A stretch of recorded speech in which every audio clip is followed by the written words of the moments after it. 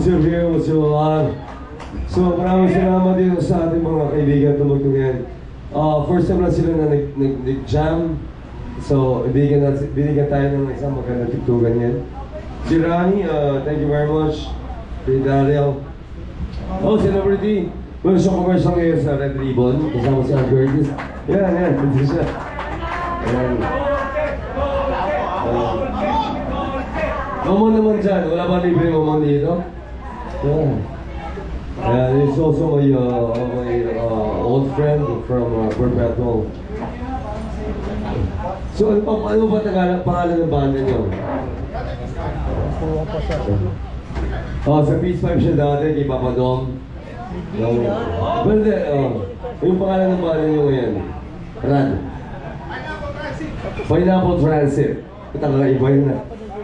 Parang dapat mag-passion ka muna para ma-film mo yun. Diba? Kasi pineapple Transit, parang hirap pumunta ron, diba? Kailan may mushroom ka. Pineapple Ice Mushroom. Daryl, thank you very much. Yan. Also si Daryl, teacher siya sa Dubai. Nagtuturo siya doon. Tennis siya, picture. Tapos, next one natin yung Radyo Wasak. Yung Radyo Wasak. Eto. Wasak na ba kayo? Wasakin natin lahat sila. Di ba? Wasakin natin. Thank you very much guys for susunod.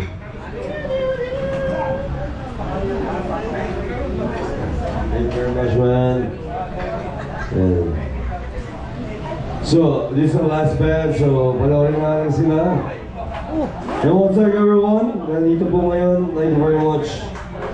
So magkita ulit tayo next Saturday. Come on. Radyo Wasak is in the house, last band natin. Wasakin natin ng gabi! Alright!